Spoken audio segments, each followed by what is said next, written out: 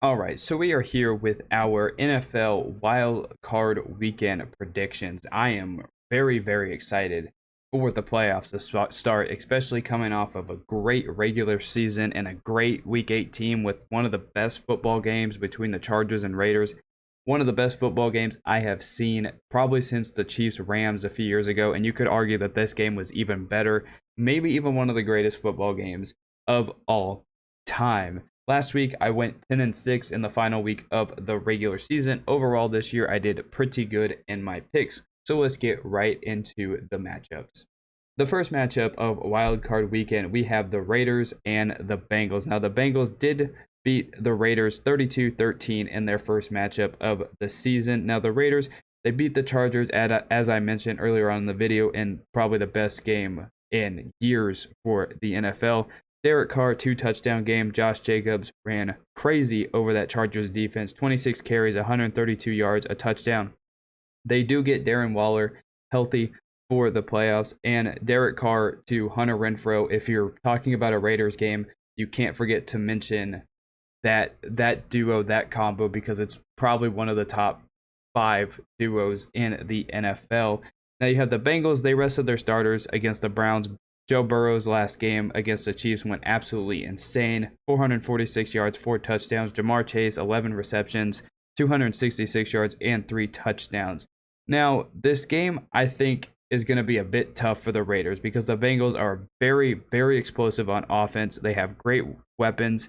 And I think the Raiders, I was looking at some stats for some of these games. They have the fewest interceptions as a defense in the NFL.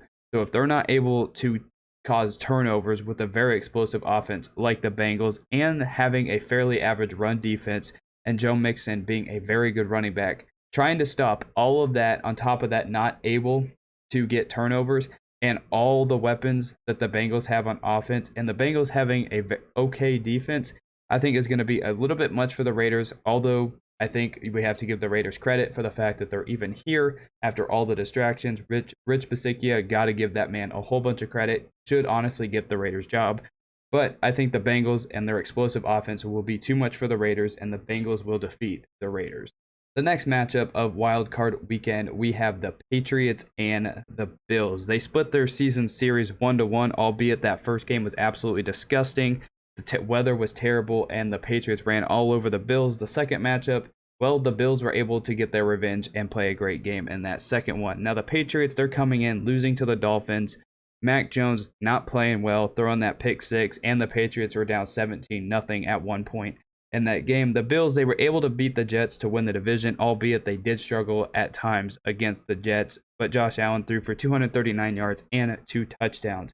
Now, if we're looking at the Bills, they have the best scoring defense in the NFL and the best overall defense in the NFL. If we're looking purely on yardage, and an underrated part of the Bills is the fact that their run offense has gotten a lot better the last few weeks. Devin Singletary has definitely been used more and more and has definitely looked a lot better each week. And for the Patriots, they have Mac Jones, who I don't trust right now. I know he's a rookie. I think he's the only rookie quarterback in the playoffs this season, so we can't harp on him too much. But I don't think that Mac Jones is going to be able to get the Patriots in a position to win a playoff game, especially against a tough defense like the Bills, because I think for the Patriots, their defense has to be playing at an all-time elite level, and their run game has to be on for the Patriots to have a chance to win this game. But the struggles that the Patriots had in the last game, and they could not stop Josh Allen in their last game and their last matchup, and the weather stinking, I think the Bills have the advantage in this game because they have Josh Allen, the much better quarterback, and I think that defense of the Bills is very, very good, and I don't think it gets talked about enough because the Bills' offense has struggled at times this season. But I think the Bills will be too much for the Patriots, too much for a rookie quarterback in Mac Jones. This game has a tendency or a possibility to be close because we don't want to underestimate Bill Belichick, but I think the Bills will defeat the Patriots. In the next matchup of Wild Card Weekend, we have the Eagles and the Buccaneers. Now, the Bucs won the earlier matchup this season, 28-22. Now, the Eagles, they are coming off a loss to the Cowboys, but it was a meaningless game. They were able to run for 150 yards, but they didn't play any of their starters. And there's a chance that they do get Miles Sanders back. Now the Bucs, they beat down the Panthers. Tom Brady, 326 yards, 3 touchdowns. Gronk, 7 receptions, 137 yards. And the fact that the Bucs should be getting back Leonard Fournette, Shaq Barrett, and Jason Pierre-Paul.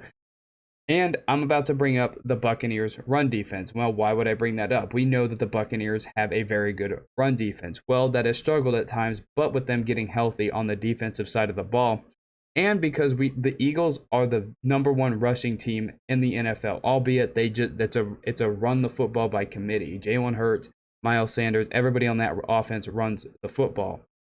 Now, I think this just simply is going to come down to, can the Eagles run the football? And do I think that's going to be able to happen? No. I do not think that's going to be able to happen, especially with the Buccaneers getting healthy.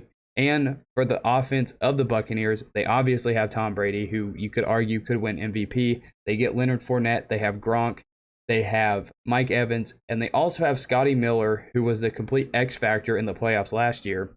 If he can show up, make some big plays like we know he can, I think the Buccaneers are going to be too much. I think that Bucs run defense is going to be much better than what they have in the past few weeks. I think the Eagles, again, another team that the fact that they're even here is kind of impressive after a very slow start and everybody after Nick Sirianni's head. But they made it here. Very impressive. But I think the Buccaneers are going to completely overwhelm the Eagles, and I think the Buccaneers win. In the next matchup of Wildcard Weekend, we have the 49ers and the Cowboys. Now, the 49ers, they were able to defeat the Rams after coming back from a 17-0 deficit. And I will say this till I'm blue in the face, Jimmy Garoppolo has got to be one of the most elite quarterbacks when it comes to that 2-minute drill. Like, he may struggle for 3.5 quarters, and all it takes is a 2-minute drill in the fourth quarter, and Jimmy Garoppolo turns into the most elite quarterback in the NFL. I do not care.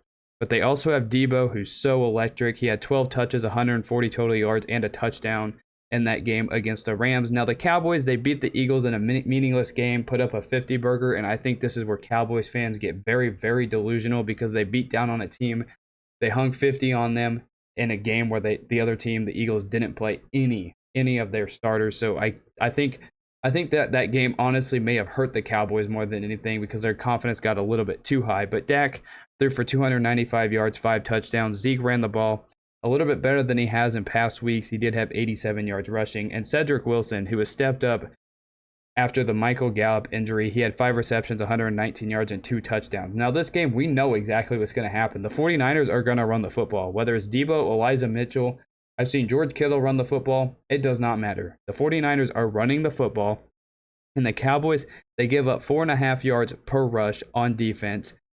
And I think that's going to be, I think the run offense of the 49ers is going to be too much. On top of that, the 49ers have a top 3 defense in the NFL. And I think that game, this is going to be a hot take, but I think that win against the Eagles honestly gave the Cowboys, I think, a little bit too much confidence because they hung 51 on a terrible Washington, or 50 points against a terrible Washington team. And then they hung a 50-burger against a team and the Eagles that wasn't playing any of their starters. And the fact that, again, the 49ers will run the football. 4.5 yards is more than enough. Kyle Shanahan sees that. All right, they give up 4.5 yards per carry. Well, we're just going to continue to run the football. We don't care if we're on a 13-minute drive. They have shown this year that they will go on a 13-minute drive. On top of that, I think Jimmy Garoppolo has shown that he can make the big-time throws and the big-time plays. So I think the 49ers, it may be an upset to some. I don't think it's an upset at all. I think the 49ers, in my opinion, are the much all-around better team. And that's just my opinion. And I think the 49ers defeat the Cowboys. And the biggest mismatch of the entire wild card weekend, we have the Steelers and the Chiefs. Now, obviously, I don't even think this game really deserves much time, but let's just get into it really quick. Hardman, he stepped up with the Hill injury last week, having 8 receptions, 103 yards. The Chiefs beat the Broncos in a very ugly game. Melvin Ingram forced a fumble at a crucial time when the Broncos were driving down the field. Nick Bolton returned it for a touchdown. The offense was a bit rough at times, but they also had 2 really good, long, methodical drives in that game and were able to run the clock out after the Broncos decided to kick the dumbest field goal of their entire season when they had nothing to lose and they still kick a field goal. You have the Steelers. They beat the Ravens on a last-second field goal. The Jags defeated the Colts, and the Chargers-Raiders didn't end in a tie. That allowed the Steelers to get into the playoffs. But The Steelers, they have the worst defense in the NFL. They have the worst offense in the NFL to watch, not just by how they play. The stats will show you that the Steelers have the worst offense in the entire, one of the worst offenses in the NFL. I think the Chiefs, their speed on the edges, the speed at linebacker, Big Ben looking like a tree. I think the Chiefs and the Steelers, got to mention the fact that they gave us Melvin Ingram, which has completely changed the entire defense for the Chiefs. I think this game is a complete mismatch. If the Chiefs lose this game, I mean, we don't deserve to go to the Super Bowl. We don't deserve anything. Like, we really don't. I think the Chiefs will beat the Steelers and send Big Ben into retirement. And in the final game of Wild Card Weekend, we have the Cardinals and the Rams. Now that both of these teams, they split their season series. The Cardinals, they lost to the Seahawks, and the Cardinals have lost 4 of their last 5 games of the season.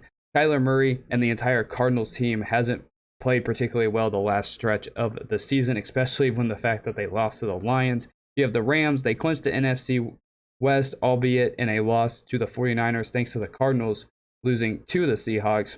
And the Rams, they blew a 17-0 lead, and Matthew Stafford, 7 turnovers over the final 3 games of the season. The defense isn't anything that I'm writing home about because, you know, look at Jimmy Garoppolo. Like, he looked elite in that 2-minute drill. He looked good at times, Jimmy Garoppolo did. I can't, he's so hit or miss for me. But anyways, back to this game. They do get Cam Akers back, which I definitely think is going to help. The biggest thing for me in this game is, can Matthew Stafford not turn the ball over? And can Kyler Murray create magic like we know he can? Like, these two teams, we know the talent they have. These two teams are great. And I'm going into this game positive. I think then that I'm hoping and I'm praying that these two teams go into the game playing their best football of the entire season. And I think they can do it. They're both coming off of very rough stretches this season. Very, very rough stretches. The Cardinals have looked like frauds. The Rams, they're not living up to the potential of the talent that's on that team, if you ask me. So this game, I think both of these teams are going to be coming into this game playing their absolute best football of the season. I think these two teams are going to play their best game that they have all season. But I think the Rams have just a little bit more talent than the Cardinals, and I think the Rams will defeat the Cardinals. Those are my predictions for Wild Card Weekend. Give me your predictions down below, and I will see you in the next one.